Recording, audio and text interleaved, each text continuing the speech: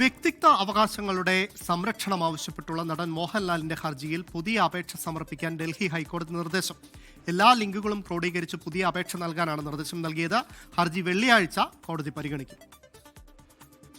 അനുമതിയില്ലാതെ തന്റെ ചിത്രങ്ങളും വീഡിയോയും ശബ്ദങ്ങളും ഉൾപ്പെടെ ദുരുപയോഗം ചെയ്യുന്നുവെന്ന് ചൂണ്ടിക്കാട്ടിയാണ് നടൻ മോഹൻലാൽ ഡൽഹി ഹൈക്കോടതിയിൽ ഹർജി നൽകിയത്. ചില ഫോട്ടോകളിൽ ബോഡി ഷെയ്മിംഗ് ഉള്ളടക്കമുണ്ടെന്നും മോഹൻലാലിന്റെ ശബ്ദം എങ്ങനെ ക്ലോൺ ചെയ്യാമെന്ന് വിശദീകരിക്കുന്ന ഒരു യൂട്യൂബ് ട്യൂട്ടോറിയലുണ്ടെന്നും അഭിഭാഷകൻ ഡൽഹി ഹൈക്കോടതിയെ അറിയിച്ചു. ഡീപ് ഫേക്ക്, വോയിസ് ക്ലോണിംഗ് എന്നിവയിൽ ആശങ്കയുള്ളതായും മോഹൻലാൽ ഡൽഹി ഹൈക്കോടതിയെ അറിയിച്ചു.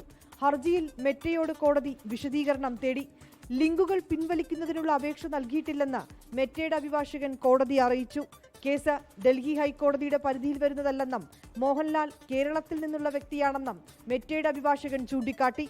ഓരോ നിമിഷത്തിലും പുതിയ ലിങ്കുകൾ ക്രിയേറ്റ് ചെയ്യപ്പെടുകയാണെന്ന് മോഹൻലാലിന്റെ അഭിഭാഷകൻ കോടതിയെ അറിയിച്ചു.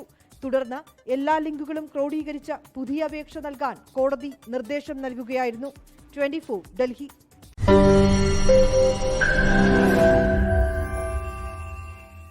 ലോകത്തെവിടെയായാലും ഏത് സമയത്തും 24 വാർത്തകളും ഓഗ്മെന്റഡ് റിയാലിറ്റി പാക്കേജുകളും എക്സ്പ്ലെയിനറുകളും വിശദമായി കാണാൻ ഞങ്ങളുടെ യൂട്യൂബ് ചാനൽ നിങ്ങൾക്ക് സബ്സ്ക്രൈബ് ചെയ്യാം.